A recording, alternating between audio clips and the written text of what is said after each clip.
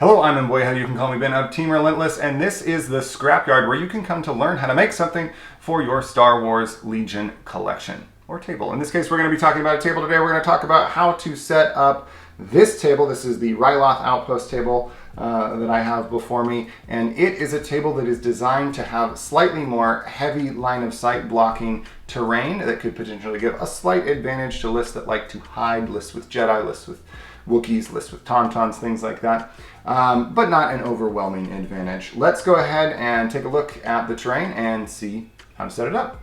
Okay, this is Ryloth Outpost, and this is intentionally designed to have an extra large number of heavy line of sight blockers. So this table, it still, as you can see, has about 30%, maybe slightly under 30%, certainly more than this would be 25% of the table filled up terrain, and this would be, 33% of it. It's it's about 30%-ish, maybe a little less, which is a good number. Anywhere between 25 and 30% of your table filled up with terrain is how you want to do it before you have it spread out.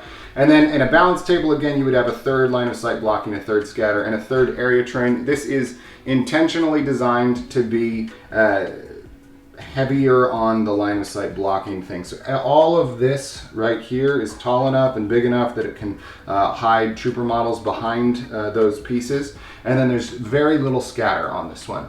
And in fact, we actually usually play these cargo pallets as if they're area terrain too. So really the only scatter is just some cargo here, and the crashed escape pod and the barricades, and this shorter piece of terrain here. So, and then there's a fair amount of area terrain too. So let's see what it looks like when we spread it out and make a balanced table that is slightly favorable for lists that like to hide troopers. Alright, so we've got our terrain spread out now. I placed it thinking about objectives, thinking about deployment zones, thinking about firing lanes and things like that. Let's kind of go over some of my thoughts as I did this. Again, this should be, the Ryloth Outpost should have a little bit more heavy cover to hide behind than other list. But the first thing I want to point out is some of the biggest heavy cover items that I have that really block a lot of line of sight I've placed pretty close to the board edge. So if you happen to own a lot more heavy cover items, big pieces, if you put them on the board edge, they'll come into play a little bit less often. So even though this terrain spread has a lot more heavy line of sight blocking, the way that I spread it out in this particular configuration, I would say, is still a pretty balanced way to spread it out. There's not a big advantage near the center of the table, which maybe that's a bad thing. Maybe I should think about rearranging some things on this and swapping out some of the lower stuff for some taller stuff. But I don't know. I've played on this table once like this, and maybe I'll play on it a few more times and then we'll rearrange it. Anyway, this arrangement, the things that I made sure to do, thinking about what the key position is, it's this piece of area terrain in the center. I like using area terrain in the center, especially my felt area terrain in the center, as a key position because it never actually will get in the way of minis needing to be on top of it. You can always just pull these aside and set minis on it. This is a big enough piece that something like an AAT won't completely obstruct it at the end of the game from other people coming in and covering it up, which is something to think about when you're placing it too.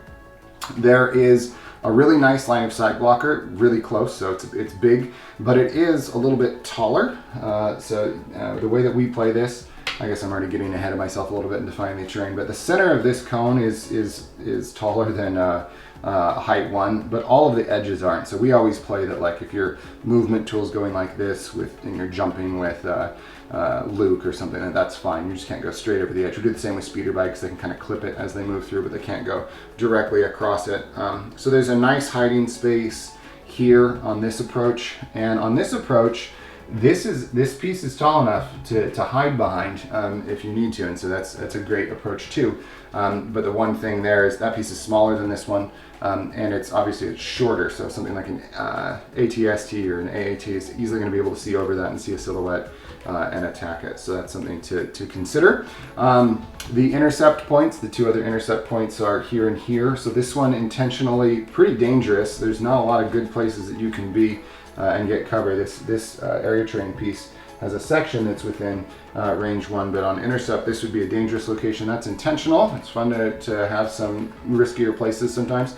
And this one is obviously, it's a lot safer. I may have broken one of my cardinal rules, which is don't make a place where something can hide and score on intercept without being shot at by the opponent's army.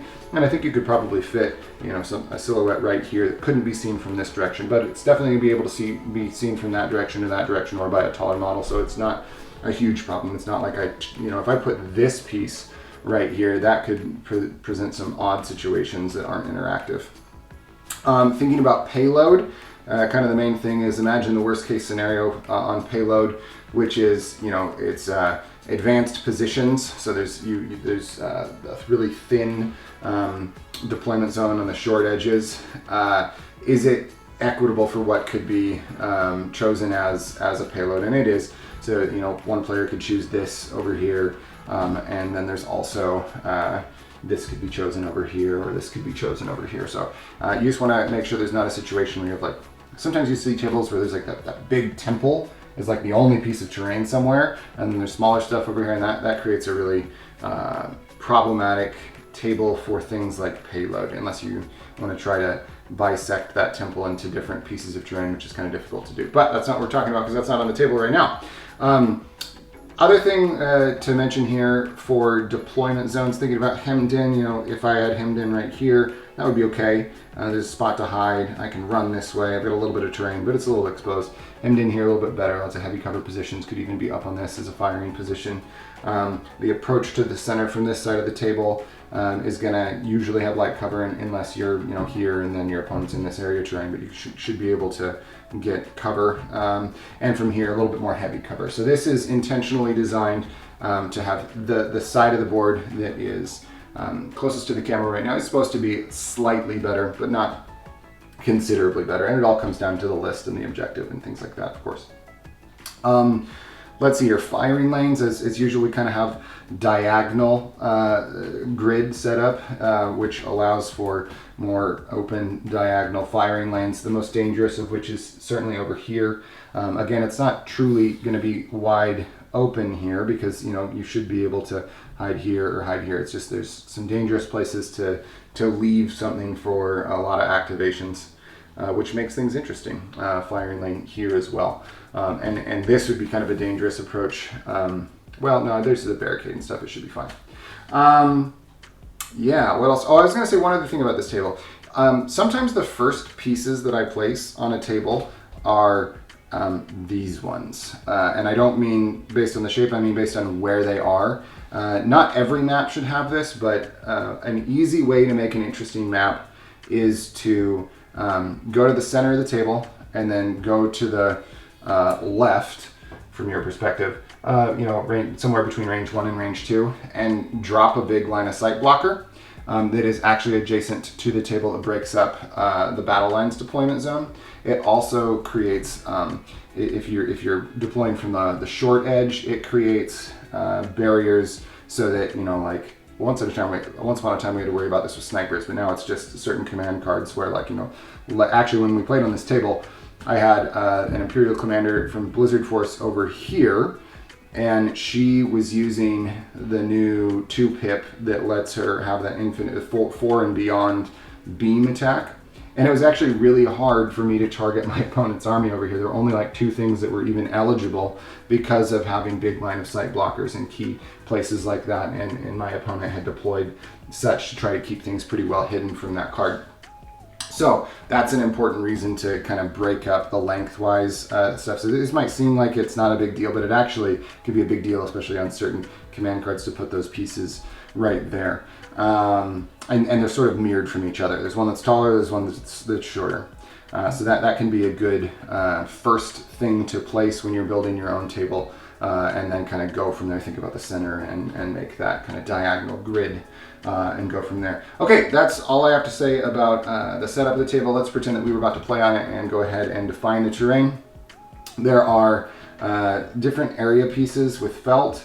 There are different heights, and the smaller ones, they'd all be light, and they're all, I think they would all be considered open for movement. for all intents and purposes. These pieces are always taller than people think, so that this is tall enough that would actually provide cover to something like a basically anything shorter than a T47 or T47 and shorter. Unlikely that the silhouette of the T47 flying around would ever actually benefit from it, but it is half the height, is why I point out how tall these are. And these are tall enough that they're going to give cover to things like speeder bikes and shorter, probably. They're light cover. Most of the terrain on this table is height 1, but there are a few pieces that are taller than height 2 that would be worth pointing out. That, the center of this dome, the center of this dome, and this piece here. There's lots and lots of pieces that are heavy cover, pretty much anything that's this color, and then the buildings are heavy, and of course the barricades and this box would be heavy, as well as the crashed escape pod scatter terrain. The other thing to note is that on these carved foam pieces, what we do is I've intentionally carved paths that are meant to be not difficult to go up. And so if you can go up like this, it's not going to be difficult. Up like this, not going to be difficult. Up like this, not going to be difficult. And then there's a staircase over here as well for not going to be difficult. Something though that is important to remember about a carved piece like this is usually what people play is that you can move like a trooper model. It can move on to anything that's shorter than it. But if it's taller than half the height of the model, then you usually count it as difficult. So if I had, somebody standing right here, my Imperial officer from before was standing right here, I could make a difficult move directly up here onto it. It's not that it's impossible, it's just going to be a difficult move. So that's important to keep in mind if you've got, if you're designing something with interactive elevation like that. Lastly is these pieces. Oh, I should mention, a lot of these pieces are from Imperial Terrain. The 4 buildings are from Imperial Terrain, and the crate is from Imperial Terrain, and the cargo pallets are from Imperial Terrain as well. These cargo pallets are, after I just said where they're from, no offense to Imperial Terrain, makes great terrain. These particular pieces create problems. And the reason why is that they're just taller than a silhouette, but they're not wider than a silhouette. So if you play them as scatter terrain usually can actually block line of sight, and that means that if Han Solo's standing right here, and over here is General Veers would easily be able to, let's say General Veers is even standing out here in the open. General Veers would be able to easily see Han's silhouette and shoot at him, and Han would be totally blocked by this and wouldn't be able to shoot at him at all. And that feels really unintuitive, because usually when you're close to cover, in like a firefight, that's an advantage, not a disadvantage.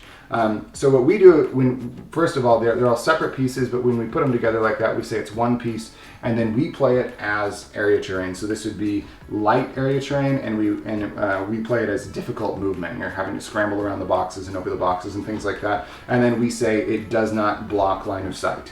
So that's an agreement that you make in advance. So, you could be standing against it, and even if you can't actually, if the silhouette can't see through it, you pretend it can. And that saves a lot of frustrating situations where you didn't quite put the mini in the exact right place and now you can't see. So we don't want situations like that. So we play that as area terrain. I think that's all I have to share about Ryloth Outpost. Again, this is a board that has more pieces of heavy line of sight than is typical. Depending on how you spread them out, that can give various levels of advantage to lists that want to hide their minis, which usually are things that have Jedi in them, or any sort of melee skew. Or actually anything that wants to like peek out and peek and shoot, tauntauns and tactical strike turn item lists and things like that. So anyway, I hope you found this informative. I hope you have found some inspiration for your own tables. I am Mbweha. You can call me Ben of Team Relentless, and this has been the Scrapyard.